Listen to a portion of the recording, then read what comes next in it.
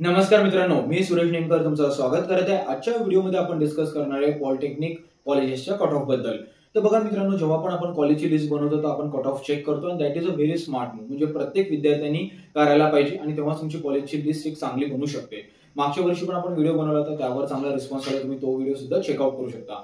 आणि आता आपण जो कट ऑफ बघणार आहे तो बघणार आहे अकॅडमिक इयर 2024-25, म्हणजे मागच्या वर्षी ज्या पॉलिटेक्निकच्या ऍडमिशन झाल्या त्या विद्यार्थ्यांचे ऍडमिशन किती पर्सेंटेजवर क्लोज झाले एखाद्या रिस्पेक्टिव्ह कॉलेजला, ते आज आपण डिस्कस करणार आहे।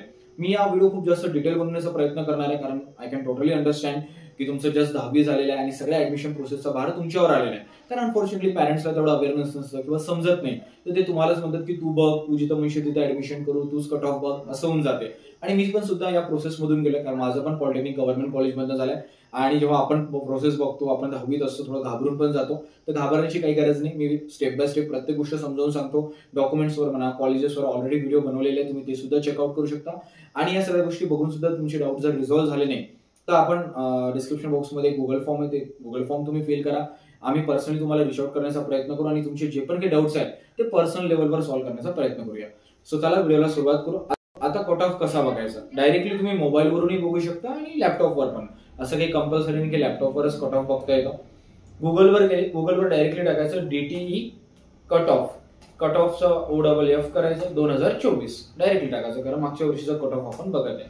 जसं एंटर केलं पहिलीच जी लिंक आहे ती ओपन होते, dtemaharaashtra.government.in, आणि ही जी वेबसाईट आहे ना किंवा लिंक आहे ही मी डिस्क्रिप्शन बॉक्समध्ये सुद्धा टाकून ठेवतो, जेणेकरून तुम्हाला मदत होईल। आता इथे बघा, तुम्हाला दिसत असेल, चेक करून घ्यायची की आपण ऑफिशियल वेबसाईटवरच आलो की नाही। इथे क्लिअरली तुम्हाला MSBTचा तंत्र शिक्षण संचालनालयाचा लोगो दिसतो, सोबतच क्लिअरली मेन्शन केलेलं आहे DTE जे बोर्ड आहे मुंबईचं। आणि इथे जेव्हा आपण बघत आहे खाली जर थोडंसं आपण स्क्रोल केलं, तिथे तुम्हाला दिसत आहे cut off list of cap round 2024-25। याच्यामध्ये कॅप राऊंड 1, 2, 3 तिघांचे पण बघू शकता। पहिले आपण बघू कॅप 1चा कट ऑफ। जसं आपण कॅप 1च्या कट ऑफला क्लिक केला तर एक PDF ओपन होते, जी अराउंड 3000 प्लस पेजेसची, अराउंड 3589 पेजेसची आहे। आता आपण व्यवस्थित डिस्कस करूया। बघा, मी स्क्रीन शेअर करते प्रॉपरली, तुम्हाला इथे दिसत असेल। आता इथे एवढे सारे पेजेस आहेत, तर घाबरायची गरज नाही। तुम्हाला जे पण कॉलेज हवं असेल, जर त्या कॉलेजचा इन्स्टिट्यूट कोड म्हणा, त्या कॉलेजचं नाव म्हणा, किंवा डायरेक्टली तुम्ही त्या सिटीचं नाव सुद्धा टाकला तर डायरेक्टली तुम्ही रिडायरेक्ट होता त्या कॉलेजला। त्याच्यासाठी आपण Ctrl+F दाबत आहे। जसं आपण पुण्याचं कॉलेज बघू, गव्हर्नमेंट पॉलिटेक्निक पुणे, आणि मी समजावून सांगतो। आता मी एंटर केलं, डायरेक्टली रिडायरेक्ट झालोय मी गव्हर्नमेंट पॉलिटेक्निक पुणे। आता या कॉलेजचा जो इन्स्टिट्यूट कोड आहे तुम्ही इथं बघू शकता, 6013 आहे। आपण बघत आहे सिव्हिल इंजिनिअरिंग। तर आता बघा मित्रांनो, या सीट टाईपमध्ये 3 टाईपचे सीट्स असतात। एक असते home district seats, okay, second असते other than home district seats, आणि थर्ड असते स्टेट लेवल सीट्स। तर मी एक्सप्लेन पण करतो नेमकं काय असते। बघा, होम डिस्ट्रिक्ट सीट्स म्हणजे बेसिकली तुम्ही ज्या डिस्ट्रिक्ट मधून तुमचं डोमिसाइल सर्टिफिकेट बनलं किंवा तुम्ही ज्या डिस्ट्रिक्ट मधून 10 पास आउट केलं असं समजा, त्या डिस्ट्रिक्टच्या कॉलेजेसमध्ये तुम्हाला रिलॅक्स हे असतं, कोटा असतं असं समजून घ्या। म्हणजे तिथला कट ऑफ तुमचा कमी लागेल as compare to other than home district. म्हणजे गव्हर्नमेंट पण तेवढ्या लेवलवर विचार करते की एखाद्या 10वीच्या बेसवर मुलगा आपल्या गावाच्या बाहेर जातोय, तर तो जर डिस्ट्रिक्टच्या जास्त दूर गेला तर त्याला राहण्याचा, खाण्यापिण्याचा, ट्रॅव्हलिंगचा खर्च जास्त येऊ शकतो। सोबतच त्याला त्याचे रिलेटिव्ह किंवा त्याला तिथे सपोर्ट कमी राहणार। तर त्याच्यामुळे ते काय करतात की त्या मुलाला आपल्या होम डिस्ट्रिक्ट मध्येच ऍडमिशन मिळाला पाहिजे, जेणेकरून त्याचे बाकीचे पर्सनल किंवा प्रोफेशनल प्रॉब्लेम कमी व्हायला पाहिजे, म्हणून होम डिस्ट्रिक्ट कोटा असतो। तर पर्सेंटेजचा काही खूप जास्त फरक नाही पडत, पण बऱ्यापैकी राहतो। तो एक असते होम डिस्ट्रिक्ट, सेकंड असते अदर दॅन होम डिस्ट्रिक्ट। म्हणजे समजा मी यवतमाळचा आणि मी ऍडमिशन घेते नागपूरला किंवा अमरावतीला, तर माझ्यासाठी झाली ते other than home district seat.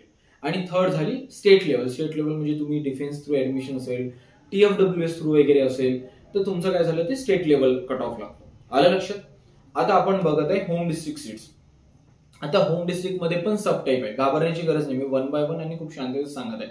Home district मध्ये राहते non technical seats, technical seats. आता तुम्ही म्हणणार नॉन टेक्निकल आणि टेक्निकल काय भानगड आहे, ते पण सांगतो।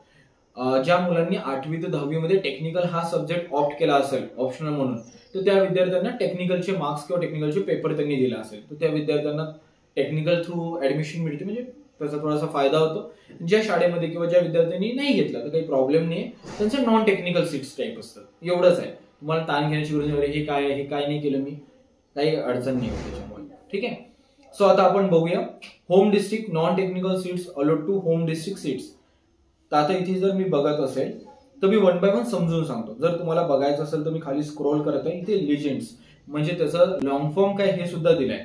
T stands for technical, N stands for non-technical, G stands for general, L stands for ladies, H stands for home districts, O stands for other than home district seats, S stands for state level. ते तुम्ही इथं read out करू शकता आणि तुम्हाला याच्यावरून समजणार. Don't वरी, मी पण समजून सांगणार आहे. आता आपण इथं बघत आहे डिस्ट्रिक्ट, होम डिस्ट्रिक्ट सीट्स. तर बघा होम डिस्ट्रिक्ट सीट्स मध्ये non technical seats allot to home district candidates. तिथे तुम्ही N मीन्स काय, नॉन टेक्निकल आहे म्हणून N आला इथे. G stands for general, OPN means category आहे ओपन, आणि लास्टचा जो H आहे तो होम डिस्ट्रिक्ट आहे. तसंच जर तुम्ही रीड करत गेले तर बघा N कॉमन आहे. N का बरं कॉमन आहे, कारण ह्या सगळ्या नॉन टेक्निकल सीट्स आहे. लास्टचा H पण कॉमन आहे कारण हे सगळ्या सीट्स होम डिस्ट्रिक्ट सीट्स आहे. आणि मधात चेंज काय झालेला आहे, G झालेलं आहे. G फॉर जनरल, L असेल मधात जर आपण बघायला गेले, L स्टँड्स फॉर लेडीज, आणि कास्ट म्हणजे जी आपली कॅटेगरी आहे ते चेंज झालेली आहे. कुठे NT आले असेल, कुठे OBC आले असेल, तो फरक आहे.